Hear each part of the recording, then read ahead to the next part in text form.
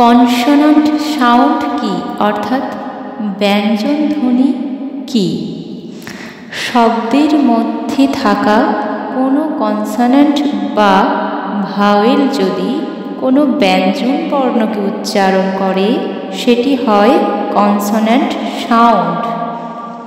যেমন CAP cap, এখানে C একটি কনসোনান্ট, আবার এই সিটি দিয়ে আমরা যে ব্যঞ্জন বর্ণটি উচ্চারণ করছি সেটি হলো ক। তাই সি এখানে যেমন একটি কনসোনান্ট, তেমন এটি আবার একটি কনসোনান্ট সাউন্ডও। KIT কাইট, এখানে কে দ্বারা ক এই ব্যঞ্জন বর্ণটিকে উচ্চারণ করা হয়েছে, তাই এখানে কে একটি কনসোনান্ট, আবার কে একটি কনসোনান্ট সাউন্ডও। GET গেট, এই জি দিয়ে আমরা ক উচ্চারণ করছি, তাই এখানে জি একটি কনসোনান্ট সাউন্ড। CHALK চক, এখানে প্রথমে যে CHটি আছে এই CHকে উচ্চারণ করা হচ্ছে বাংলা ব্যঞ্জন বর্ণ চকে, অর্থাৎ এখানের CH দিয়ে আমরা বাংলা যে ব্যঞ্জন বর্ণ চ উচ্চারণ করছি সেটিকেই বলছি কনসোনান্ট সাউন্ড, অর্থাৎ এখানে CH একটি কনসোনান্ট সাউন্ড তৈরি করেছে। TALK টক, এখানে টিটি ট উচ্চারণ করছে, তাই টিটাও একটি কনসোনান্ট এবং কনসোনেন্ট সাউন্ড। LAUGH লাফ, এই শেষের যে জিএইচটি আছে ওটি দিয়ে উচ্চারণ করা হচ্ছে ফ, তাই এখানে যে শেষের জিএইচটা আছে ওটি একটি কনসোনান্ট এবং কনসোনেন্ট সাউন্ডও। জিএইচ দুটি কনসোনান্ট, ওই দুটি মিলে একটি কনসোনান্ট সাউন্ড তৈরি হচ্ছে।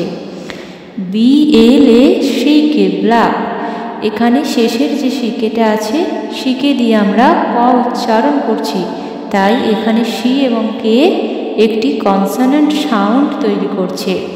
এখানে দুটি কনসোনান্ট মিলে একটি কনসোনান্ট সাউন্ড তৈরি হচ্ছে।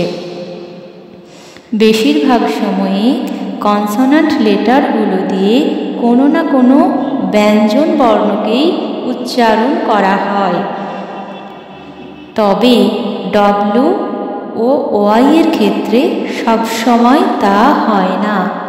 আমরা ভাওয়েল পড়বার সময় জেনেছি, সেই জন্যই ডব্লু ও ওয়াইকে বলা হয় সেমি ভাওয়েল, অর্থাৎ ডব্লু ও ওয়াই কখনো ভাওয়েলের দলে পড়ে, আবার কখনো কনসোনান্টের দলেও পড়ে।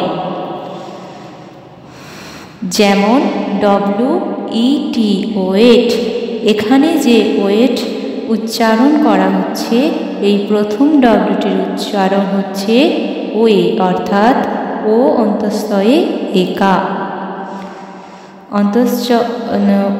ও অন্তঃস্থয়ে একার যে ওয়ে উচ্চারণ হচ্ছে ওই ওয়েটি একটি কনসোনান্ট সাউন্ড, তাই এখানে ডব্লিউটি একটি কনসোনান্ট সাউন্ড তৈরি করায় এখানে ডব্লিউটি কনসোনান্ট লেটার হিসাবে মানা হবে।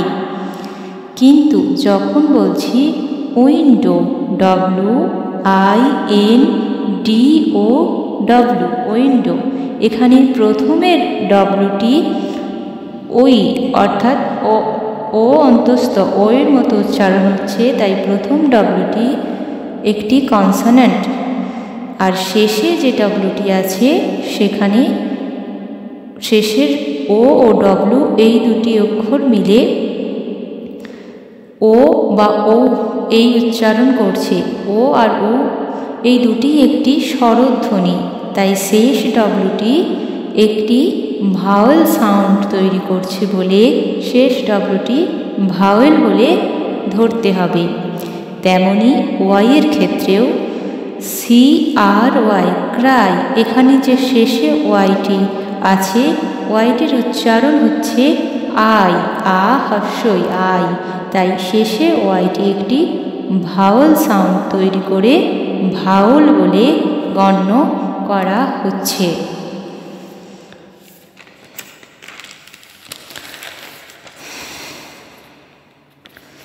ভাওয়েলগুলো কখনো কখনো কনসোনান্ট সাউন্ড তৈরি করতে পারে, যেমন ইউরোপিয়ান।